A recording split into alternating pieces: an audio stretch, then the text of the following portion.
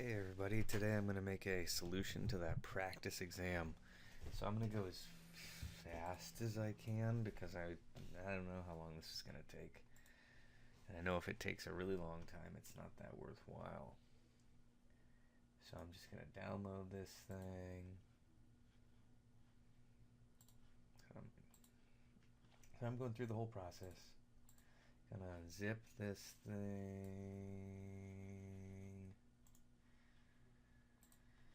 I'm going to take every shortcut I can along the way, which isn't the best idea, but I think it's going to work out alright. So there's 5 skills and there's a style sheet. You don't need to mess with that style sheet. If you want to, you can. I really don't care.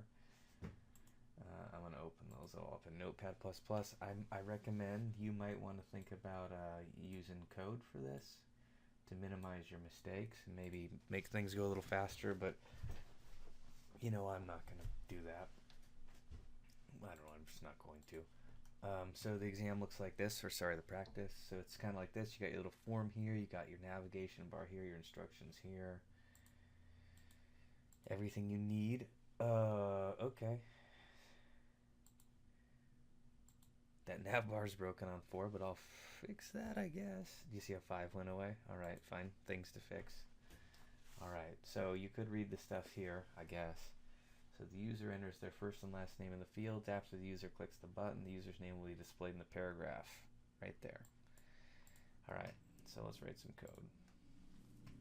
So my problem is, yeah, sure as heck I don't have a link to 5, which is a pretty weird thing to do, but I did manage to do it, so whatever. Alright, back to 1. Alright, so I need to get the 2 things from the 2 form fields and attach. So in terms of thinking about what this means, so I need to get the 2 values from those fields when the user clicks the button. So the event on this form is going to be a click on that button. Just in looking down at what I got here, here's one input. It's got an ID of F name. The other one's got an ID of L name. My button's got an ID of abide.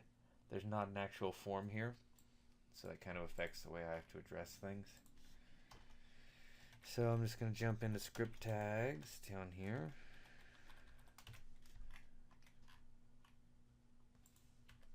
And so for me, I just want to create a nice little convenient placeholder or a variable for each one of those things.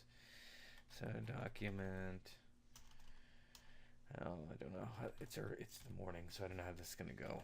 Get element by ID. F name. You see, it's easier for me because I know what my stuff's called. So I kind of want to do that, but I want to say var F name equals. I'm going to duplicate that, which is really just a glorified copy and paste, because L name's going to be almost exactly like that. And here's what I mean, I'm taking shortcuts. So there's 3 things I care about on the form. There's F name, there's L name. It's not a form. I'm going to call it a form just on accident over and over again. And there's a button called abide.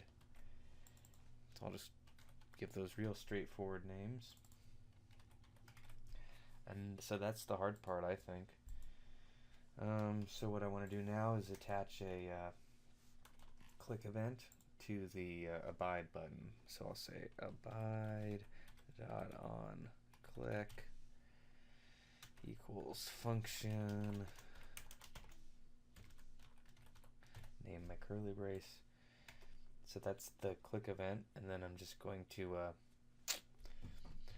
so I have some choices about how I'm going to do this. Oh, the other thing, so I lied, I care about that span too. So I guess I'll create something for that span. It's called username.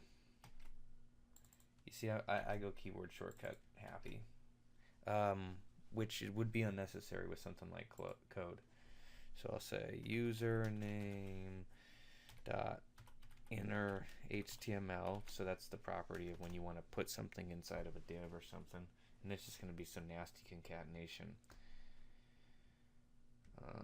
Actually, it's not going to be that bad. So I'll say fname dot value, which is how you get the thing, concatenate, space, concatenate, lname dot value. That might be it, actually. So I'm going to save this, I'm going to run this, I'm going to pop open the console.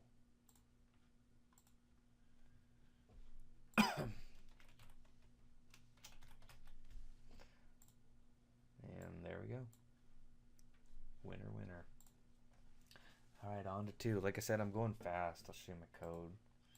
You see, I created a like a hook into all the things I cared about on the form.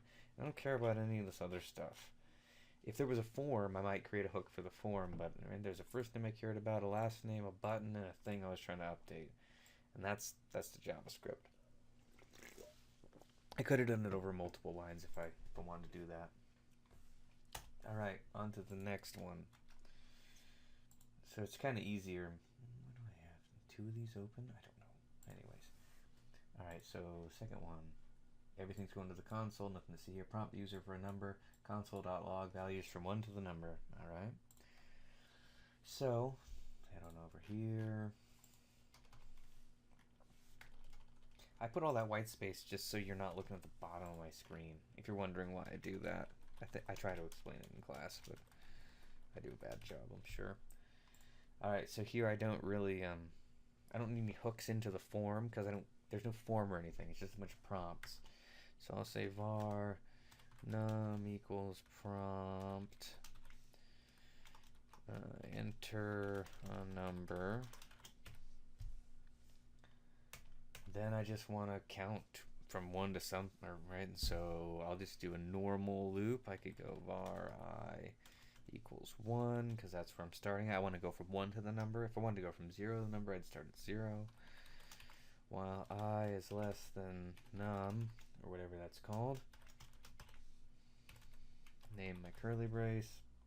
Since I'm doing a while loop, I'm going to save myself the trouble and increment right there, and then just console.log the value of I. That's it. This one's way easier than the other one. Difficult is getting into the form. But, as you know, these kind of problems where you don't actually, I mean form, I mean the page. Like the DOM, right? Elements on the page. These ones are so much cooler because they actually do something, whereas these are just weird. But that said, let's go check out this one. So I refresh, enter a number, 10. There's my console. Oh, oops, I didn't get to 10. So actually that was a little wrong. I'm not even going to test it. I'm just going to say that because I know that's what I need to do.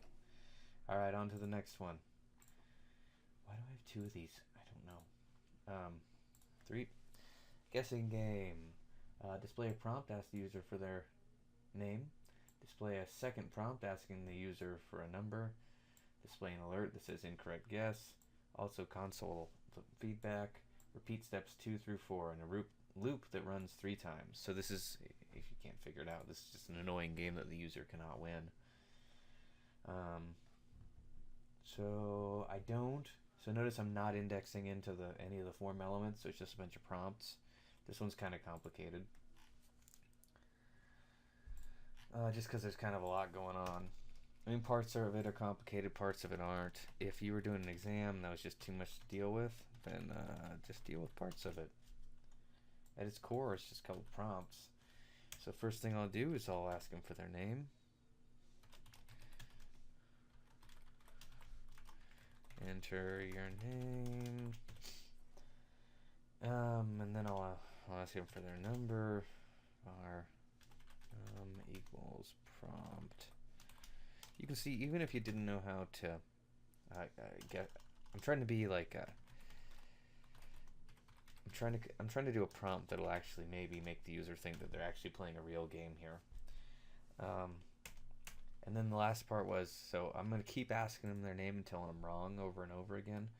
That's going to be repeated, so it's going to be in a loop. So I need a counter for the loop.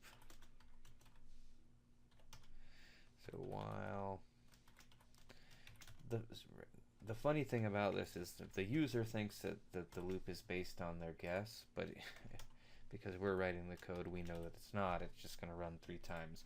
And when I initially wrote this problem, I said make it an infinite loop, but that was kind of crashy on the browser, so that didn't go so well. It's not that it was truly an infinite loop, but like you couldn't get out of those alerts, and it didn't go well. Alright, so that's my structure, and then basically just... Actually, I guess I'll put this in here. No. So debatable, right? Like, do I want to ask them once outside and then a couple times in? I guess if I want to do that, then I want to do that. So I'll say, oh, I'll just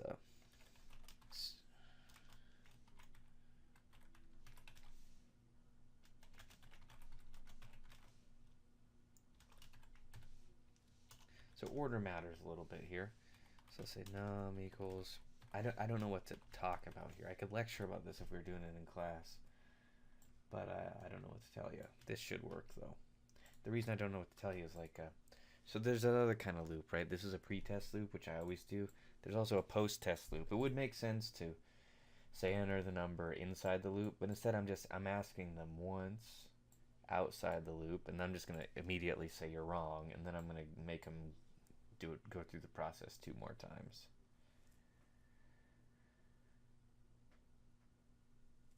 Actually, I can't bring myself to do this. I'm just gonna do it like this.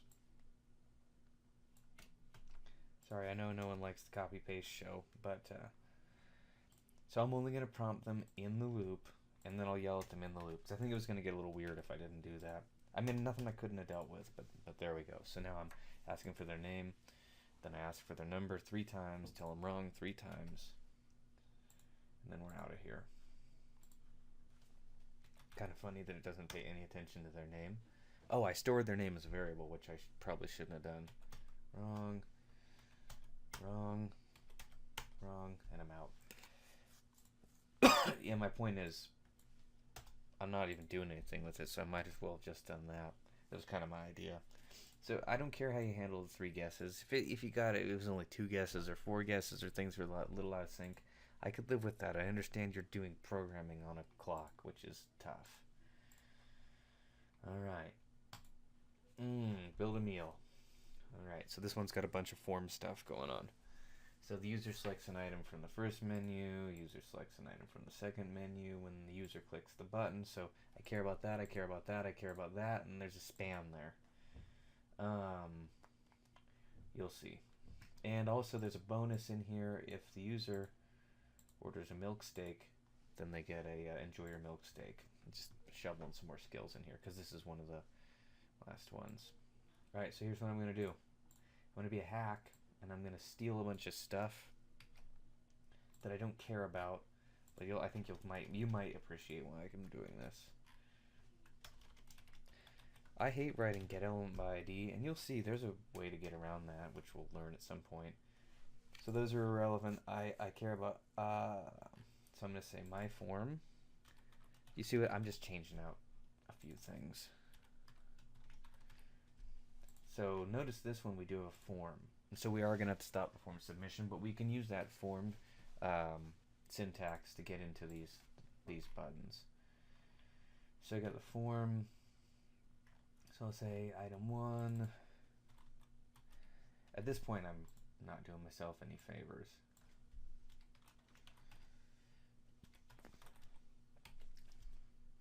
So when you've got a form, we can index into it like that.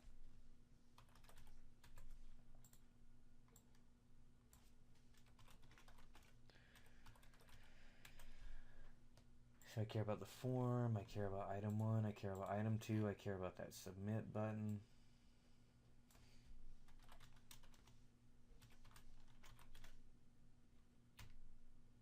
What's it called? Sub. And I care about this span. But for that span, that's going to be, it's called styled text, so I'll just call it styled text. It's nice because you can kind of copy and paste. Do you see I'm just copying and pasting? I'm just doing that and that is all I'm changing. When you do these get elements by IDs, now and there's a perfectly reasonable workaround for that we'll create sooner than later. So now I've got, I don't use that directly, but I've got hooks into both of the option selects, and I've got a hook into the sub button. So now it's just about events. So the event I care about is clicking on sub. So sub dot on click equals function. And I'm just going to, at this point, I know that this one's complicated, so I'm just going to do a debug move. And I'm just going to make sure I'm not throwing errors all over the place. Alright, I'm not throwing errors all over the place. That is good. Alright, so what I want to do is I want to grab the two selected values from here. And notice the values correspond to the prices. You could make this really complicated, but let's see, 5, 5, 2, 2, 3, 3, and they're unique. Like, none of them have the same value, so that's something I'm going to leverage. So I'm going to create another variable, and I'll call it like a subtotal. It's a capital V, that's no good. Equals item 1. I can tell I spelled that wrong. Item 1 dot value plus item 2 dot value. I'm going to console.log that and show you what goes wrong here. It's pretty interesting, actually. I know that's made up syntax. This video is 16 minutes. I'm working fast, I promise. Well, I'm working fast and also trying to not talk. Oh, let me just stop one thing too. I know I need to return false. Otherwise, I'm never going to see my feedback. Right, so I reload. So I get 40. Like, what in the heck, right? Like 4 plus 0. 41. 45. 35. You see, it's not doing math at all. It's concatenating these things. So what you need to do is you need to take these things, turn them into numbers. And so I do expect that you could do some light troubleshooting. I mean, if this was an exam and you did that, I'd know how close you were, right? You're 90% of the way there. And what you got to do is you got to say, hey, these things are numbers. So there's a number function. And there's also like parse int. If you Googled, how do I turn a value into a number in JavaScript, you'd find it pretty easily. You can ask me for help on a test too. I mean, I will ding you like something. Oh, oops, I was expecting something else to happen. Well, it's doing the correct math down there. You can see it. It's okay to ask for help in programming classes on exams. I'll ding you like a point or something. So just ask yourself, like, do you want to move forward with this? Are you really starting to get frustrated, or do you want to work on your own? Because if you don't mind losing a point, oftentimes that's a super great investment. All right, so I don't want to console.log it, or do I? Got 'em. All right, so I need to take that subtotal and I need to put it in that styled text. I don't care to console.log it. I also will not mark anything wrong if you're doing the console. You don't need to clear that out. And so if I want to put something in it, it's inner HTML equals subtotal. Now let's check that out.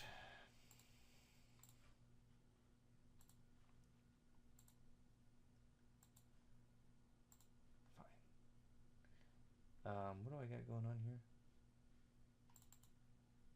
Oh, oops. So do you see what I did? So I don't care. To be clear, if you did that on an exam, I wouldn't care. Do you see how it said like total and I lost my $sign? So I screwed up and I selected the wrong thing. I meant to grab this span right here, not that. So easy enough to fix. I don't think I'd ding you for that. I would hope I wouldn't ding you for that, because it just doesn't matter much, right? Like, the hard thing is getting stuff off the page. The hard thing is turning things into numbers. It's not selecting the wrong thing on accident. And then there's also the milk steak thing. So, I'll say if. So I'm going to come up with an if, which will detect whether we got a milk steak. So how I'm going to do that is, it's from item 2. It's the only thing that's $5. So I'll just say if item 2 dot value is equal to 5. And it's a string at this point, not a percent. But, so I'm going to wrap it in quotes. I could cast it as a number again. Then alert Enjoy the milk steak. If you're wondering what in the heck is a milk steak, I'm not sure what a milk steak is. I was just watching like highlights from It's Always Sunny in Philadelphia, and Charlie likes to talk about milk steaks. There we go. Alright, that was the hardest ones. There was an if in there, there was getting a bunch of stuff, it was that weird number conversion. And number 5, alter attributes of an element. Alright, so upon blurring the text box, set the font size of the H3. Size can be measured in many units. We're going for percents. Alright, so there's not that much to it, actually. I'm going to do this little kind of recipe because that's kind of useful. Oh, wow. It's already written. I don't have an explanation for that. Well, I do, but I don't. But it's obviously a mistake. I don't... What the heck? Alright, so fine. Let's just see what I did. Surprise. So... here... I care about that text box and that H3. That text box has an ID of echo, so I create a hook to get echo. The H3 has an ID of H3, so there's my hook for that, and so I say when you blur echo, go get H3, set its style, set its font size to the value of whatever's in echo, and I concatenate on a percent. So I was gonna fight through this, and it was gonna be a decent example, but you see it's like 5 lines, so I don't really feel like I really want to rewrite the whole thing. So interesting stuff, right? So let me show you what's interesting. So let's say I'm a Google and I'm font size CSS. So normally it works like that, right? And you're like, oh, font size, okay, it's got a hyphen in it. I'll just show you what I tried first. And I went like this. Well, the first mistake is you forget the unit, because you can't just say like 75. That doesn't work. So I'll play along. Let's pretend I don't know what I'm doing here. All right. Already wrong. That's that line I just edited. It's 60. Nothing happens. All right. So I'm like, okay, what do I do now? Well, I go here. So it's font size, CSS. I'm gonna go JavaScript.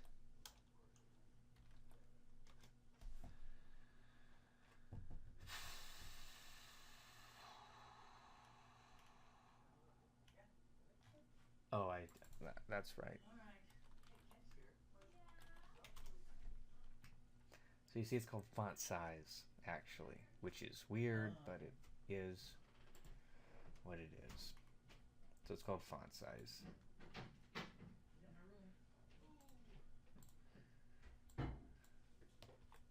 So now I try this. You see I had to do a little Googling.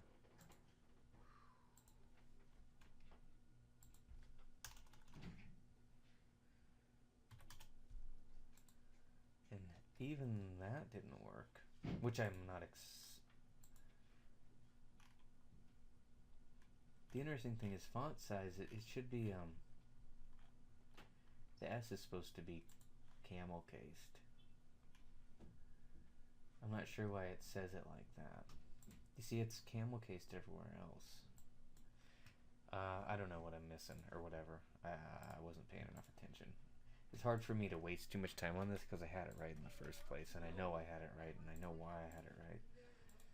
Alright, so now I tab it, and it gets smaller. I tab it, and it gets bigger. So this is an example of setting a property using a function that you haven't seen before. I'm not going to get too crazy with these on the midterm, but I'm trying to plant that seed in your head that not everything that we do is going to be something that you've seen before. So if you ever have to use the old internet, there's a lot of people asking the same questions that you probably are, and it's a resource that you can always use. So hopefully this helps. So a lot of attaching events, a lot of getting text, a lot of setting the inner HTML, a lot of prompts, some repetitions, some ifs, and that's what you can expect on the midterm.